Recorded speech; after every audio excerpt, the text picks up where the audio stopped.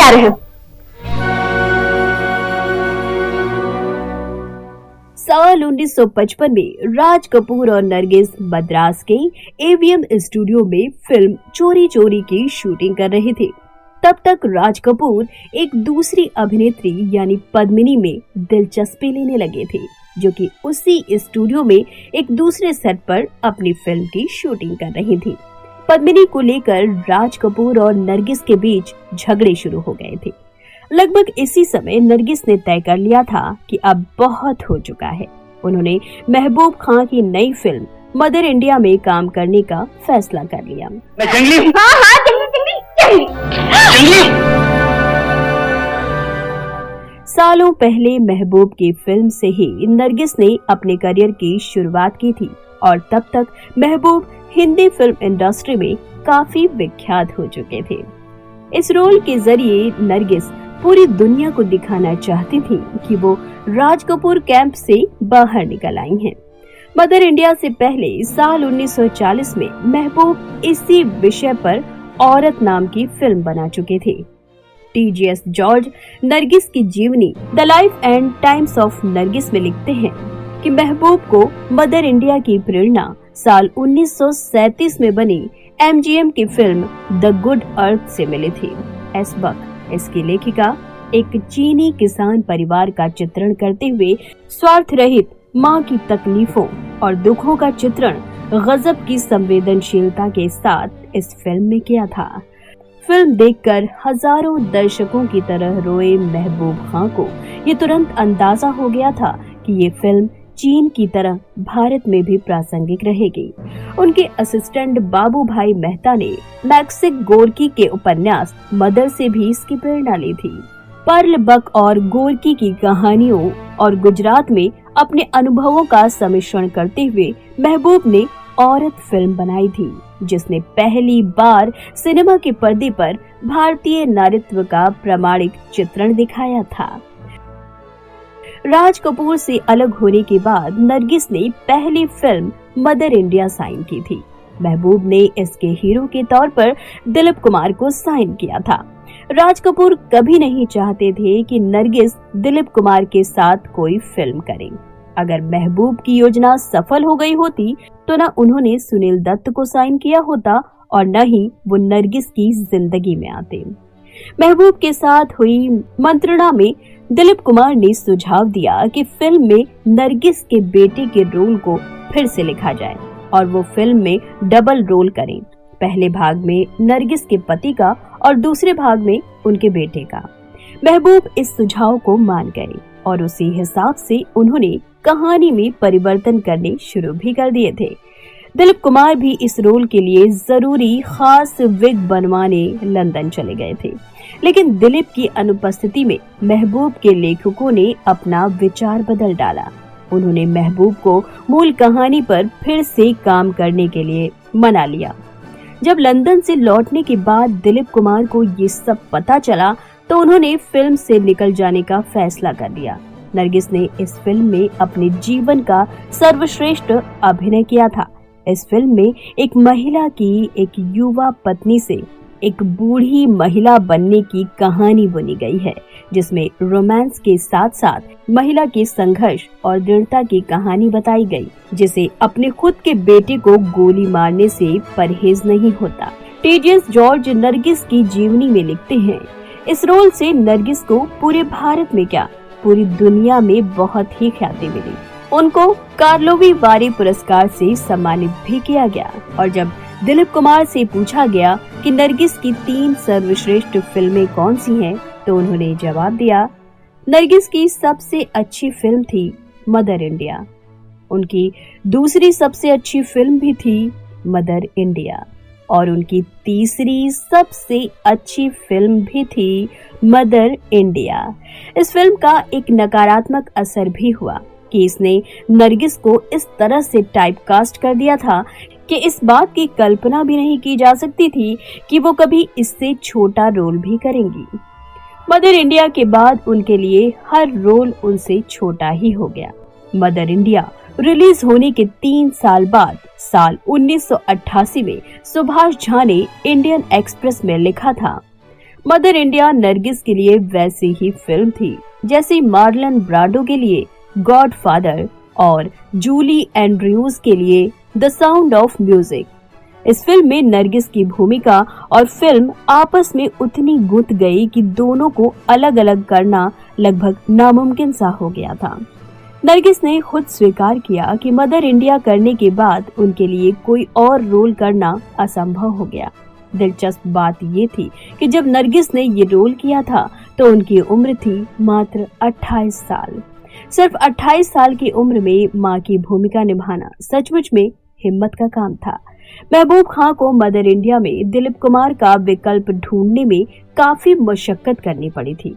आखिर में ये रोल नरगिस से 1 साल जूनियर यानी सुनील दत्त को दिया गया। सुनील दत्त एक जमाने में रेडियो सिलोन के लिए काम किया करते थे और फिल्मी सितारों का इंटरव्यू लिया करते थे। साल 1953 में उन्होंने फिल्म 2 बीघा जमीन के प्रीमियर पर कंपेयरिंग भी की थी। सफेद सूट पहने सुनील दत्त ने दर्शकों के बीच बैठे फिल्मी सितारों को एक के बाद एक मंच पर बुलाकर उनसे 2 शब्द कहने का अनुरोध किया था। उन सितारों में एक थी सफेद साड़ी पहने हुए, अपने बालों में चमेली के फूल लगाए नरगिस। ये उनकी पहली मुलाकात थी। इन दोनों सितारों में से किसी ने ये कल्पना भी नहीं की थी कि 5 सालों के अंदर ही वो एक दूसरे के पति पत्नी होने वाले हैं। सुनील दत्त को राष्ट्रीय पहचान तब मिली जब B.R. चोपड़ा ने उन्हें अपनी फिल्म एक ही रास्ता में साइन किया था और तभी पहली बार महबूब खां की नजर उन पर पड़ी थी। महबूब अपने कलाकारों के बीच दोस्ती को बहुत बढ़ावा देते थे ताकि उनके अभिनय में सहजता बरकरार रहे। वो अक्सर आउटडोर शूटिंग किया करते थे ताकि उनके कलाकारों को एक साथ बिताने के लिए काफी समय मिल जाए। नरगिस ने भी अपने 2 सह अभिनेताओं सुनील दत्त और राजेंद्र कुमार के साथ काफी समय बिताया। महबूब ने फिल्म के सिनेमेटोग्राफर फरदीन ईरानी को बाढ़ के शॉट लेने के लिए खास तौर से उत्तर प्रदेश भेजा, जहां उन दिनों बाढ़ आई हुई थी। फिल्म की अधिकतर शूटिंग महाराष्ट्र और गुजरात की लोकेशन पर हुई थी। तभी एक ऐसी घटना घटी जिसने नरगिस को सुनील दत्त के बहुत ही करीब ला दिया। दरअसल गुजरात में मदर इंडिया के मशहूर आग के सीन की शूटिंग हो रही थी। उसमें पुआल के एक ढेर में आग लगाई जानी थी ताकि उसमें छिपे सुनील दत्त बाहर आ सके। TJS जॉर्ज लिखते हैं कि जब नरगिस जलते हुए पुआल के ढेर के बीच दौड़ रही थी तो हवा ने अचानक अपना रुख बदल दिया और नरगिस आग की लपटों के घेरे के बीच फंस गई। सुनील को जैसे ही इसका अंदाजा हुआ वो आग की लपटों के बीच दौड़ते हुए चले गए और बुरी तरह से घबराई नरगिस को आग की लपटों से बचाकर बाहर ले आए। इस प्रयास में सुनील दत्त खुद भी जल गए थे। सुनील दत्त के इस प्रयास ने नरगिस के मन में उनके प्रति प्यार जगा दिया। बाद में नरगिस ने अपनी डायरी में लिखा, अस्पताल में हमें पैथोडीन के इंजेक्शन दिए गए जिससे हमारा दर्द कम हो गया और हमें नींद आ गई। जब भी कोई मेरे पास आता मैं उससे यही पूछती थी कि सुनील दत्त कैसे हैं। मैं जानती थी कि मुझसे ज्यादा बेचैन सुनील थे। 2 मार्च को मैं उन्हें देखने उनके कमरे में गई। उनका चेहरा, पेट और हाथ सब जले हुए थे और वो काफी तकलीफ में थे। मैं उनके साथ पूरे दिन रही। उसके बाद मैं उनकी इस तरह देखभाल करने लगी जैसे वो मेरा हिस्सा हैं। कुछ दिनों में हालात ऐसे हो गए कि मैं उनसे 1 मिनट भी दूर नहीं रहना चाहती थी। ये मेरे जीवन के सबसे हसीन दिन थे। इस बीच एक और घटना हुई जिसने सुनील दत्त और नरगिस को और भी करीब ला दिया। एक बार शूटिंग के दौरान नरगिस को लगा कि सुनील दत्त बहुत उदास हैं। जब नरगिस ने इसका कारण पूछा तो सुनील ने बताया कि उनकी बहन रानी बाली को टीबी है और वो एक बहुत ही कठिन जीवन जी रही हैं। नरगिस चुपचाप वहां से उठी और सुनील दत्त के फ्लैट पहुंच गई। वहां से वो रानी को अपनी फैमिली डॉक्टर के पास ले गई। उन्होंने उनके बच्चों को भी तब तक अपने घर में रख लिया जब तक कि रानी पूरी तरह से ठीक नहीं हो गई। एक दिन नरगिस रानी के यहाँ कुछ ज्यादा समय के लिए रुक गई थी। जब रात हो गई तो सुनील दत्त अपनी कार में नरगिस को उनके मरीन ड्राइव वाले घर में छोड़ने चले गए। रास्ते में उन्होंने नरगिस को विवाह के लिए प्रपोज कर दिया था। नरगिस ने उस समय कोई जवाब नहीं दिया। उन्होंने इस बारे में रानी से बात की।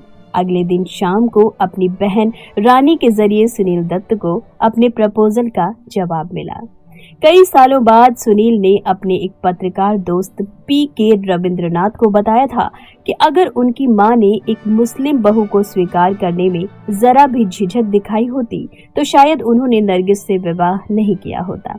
लेकिन उनकी मां को नरगिस को देखते ही आभास हो गया था कि उनका बेटा उनके साथ बहुत सुखी रहेगा। उन्होंने उन दोनों को अपना आशीर्वाद दे दिया। 25 अक्टूबर 1957 को बम्बई की लिबर्टी सिनेमा में मदर इंडिया का प्रीमियर हुआ। उस समय सुनील दत्त वहां मौजूद नहीं थे। उस दिन नरगिस ने अपनी डायरी में लिखा, सबसे पहले मेरे परिवार के कुछ सदस्य बच्चों के साथ मदर इंडिया देखने गए। मैं रुकी हुई सांसों के साथ उनके वापस आने का इंतजार करती रही। जब वो लौटे तो मैं देख सकती थी कि वो सब बहुत रो चुके थे। आई.एस. जौहर मेरे यहाँ हाफते हुए पहुंचे। वो शो देखकर सीधे आ रहे थे। वो इतने उत्तेजित थे कि उनके मुंह से शब्द नहीं निकल रहे थे। उन्होंने मुझे कहा कि अब मुझे फिल्मों में काम करना बंद कर देना चाहिए। महबूब खान ने फोन कर मुझे अपने घर बुलाया। जब मैं वहां पहुंची तो जौहर, नेमानी और धीरू भाई वहां पहले से ही मौजूद थे। इसके बाद नरगिस फिल्म के प्रीमियर में जाने के लिए तैयार हुई। उनके हाथ और पैर ठंडे थे और वो महसूस कर सकती थी कि वो कांप रही थी। नरगिस ने सुनील दत्त के भेजे पत्र में लिखा, मुझे बताया गया कि नवकेतन पूरे प्रीमियर की शूटिंग कर रहा है। हर कोई तुम्हारे बारे में पूछ रहा था। काश मैं उन्हें बता सकती कि तुम तो मेरे दिल, मेरी आंखों में और मेरी सांसों में बैठे हुए हो। जैसे ही एक बूढ़ी औरत के रूप में पर्दे पर मेरा पहला दृश्य आया, लोग तालियां बजाने लगे। मैंने तुम्हारी घड़ी अपने दिल के पास रखी थी। लोगों को पिक्चर पसंद आ रही थी। इंटरवल के दौरान अनवर ने मेरे पास आकर कहा, गोल्डी हॉल में घुसते हुए मेरा एक और शॉट लेना चाहता है। मैं जैसे ही उठी, अनवर ने मेरा चुम्बन लिया। मैं देख सकती थी उसकी आंखों में आंसू थे। फिल्म में तुम बहुत सुंदर लग रहे थे। फिल्म में तुम अपने रोल से बहुत खुश नहीं थे, लेकिन लोगों ने बिरजू के रूप में तुम्हें बहुत पसंद किया। मैं इसके लिए ही प्रार्थना कर रही थी। नरगिस ने तब तक मांस और अंडे खाना छोड़ दिया था। उन्होंने प्रण किया था कि वो सुनील दत्त से शादी होने तक शाकाहारी रहेंगे। इसलिए जब मदर इंडिया के प्रीमियर के मौके पर महबूब खान ने भोज दिया तो नरगिस ने सिर्फ रोटी के साथ अचार खाया। 11 मार्च 1958 को नरगिस और सुनील दत्त की शादी हुई। इन दोनों ने सांता क्रूज के आर्य समाज हॉल में शादी की थी। उस दिन भी एक मजेदार घटना घटी थी। आइए आपको बताते हैं। नरगिस शादी के समय नियत स्थान पर नहीं पहुंच पाई थी, क्योंकि वो पोप की मुंबई यात्रा के कारण बहुत बड़े ट्रैफिक जाम में फंस गई थी। नम्रता और प्रिया दत्त अपनी किताब Mr and Mrs Dutt memories of our parents में लिखती हैं, सुनील दत्त ने 3 घंटों तक उनका इंतजार किया। कार में बैठी नरगिस सोचती रही कि कहीं सुनील ये ना सोच रहे हो कि उन्होंने आखिरी क्षण पर उन्हें धोखा दे दिया, क्योंकि वो मोबाइल फोन का जमाना नहीं था। दूसरी छोर पर सुनील दत्त ये सोचकर अपनी जगह से नहीं हिले कि अगर वो फोन करने गए और इसी बीच नरगिस वहां पहुंच गई तो वो ये सोचेंगी कि वो उन्हें छोड़कर चले गए हैं। लेकिन उन दोनों की धीरज का अच्छा परिणाम निकला जब करीब आधी रात के समय नरगिस और सुनील दत्त की शादी हो पाई। ये एक गुप्त शादी थी। मदर इंडिया कुछ महीने पहले ही रिलीज हुई थी और जनता के बीच उन दोनों की माँ बेटे जैसी इमेज थी। उस समय नरगिस भारतीय सिनेमा की फर्स्ट लेडी बन चुकी थी, जबकि सुनील दत्त अभी बंबई में अपने पैर ही जमा रहे थे। इसलिए कई जगह लोग ये कहते पाए गए कि सुनील ने उनके पैसे और शोहरत के कारण उनसे शादी की है, लेकिन नरगिस पर इसका कोई असर नहीं पड़ा। नरगिस अपने पति के लिए करवा चौथ का व्रत रखने लगी, जबकि वो मुसलमान थी। फिल्म इंडिया पत्रिका ने मदर इंडिया को तब तक सर्वश्रेष्ठ फिल्म करार दे दिया था। इस फिल्म में अच्छी कहानी के सभी गुण थे। घुमावदार प्लॉट, बेहतरीन डायलॉग, अच्छा संगीत और भावनाओं का ओवरडोज। इस फिल्म को जिस तरह का क्रिटिकल अक्लेम मिला तब तक किसी फिल्म को नहीं मिला था। कहानीकार जावेद अख्तर ने एक दिलचस्प टिप्पणी की कि सभी हिंदी फिल्में मदर इंडिया से पैदा हुई हैं। किश्वर देसाई ने अपनी किताब darling ji the true love story of Nargis and Sunil Dutt में लिखा था, मदर इंडिया की रिलीज नरगिस पर एक तरह से बोझ बन गई। उनके इंटरव्यू और ऑटोग्राफ लिए जाने लगे। नरगिस के पास बधाई के फोन कॉल्स की झड़ी लग गई थी। मशहूर अभिनेत्री नादिरा ने उनके घर आकर उनका चुम्बन लेकर उन्हें मुबारकबाद दी। नरगिस को इस तरह की प्रशंसा पहले अपने किसी रोल के लिए नहीं मिली थी। नादिरा ने उनसे कहा कि उन्हें सुनील के रोल से ज्यादा उनकी शक्ल पसंद आई, लेकिन नरगिस अपने पहले की सोच पर कायम रही कि सुनील के अभिनय को सबने पसंद किया था। दिल्ली में मदर इंडिया के प्रीमियर में प्रधानमंत्री जवाहरलाल नेहरू ने शिरकत की थी। उसी साल नरगिस को फिल्मों में उनके योगदान के लिए पद्मश्री से सम्मानित भी किया गया था। साल 1957 में मदर इंडिया को विदेशी भाषा श्रेणी में ऑस्कर के लिए नामांकित किया गया। उन्हें उस साल फिल्म फेयर ने मदर इंडिया में अभिनय के लिए सर्वश्रेष्ठ अभिनेत्री का पुरस्कार भी दिया था। तो दोस्तों, आपको हमारा ये वीडियो कैसा लगा हमें कमेंट बॉक्स में जरूर बताइएगा, और हाँ, हमारे चैनल को लाइक और सब्सक्राइब भी जरूर कर लीजिएगा ताकि नेक्स्ट वीडियो की नोटिफिकेशन सीधे आप तक पहुंचे। तो इसी के साथ दीजिए सीमा शाही को इजाजत। नमस्कार। मैं बेटा दे सकती हूँ, राज नहीं दे सकती।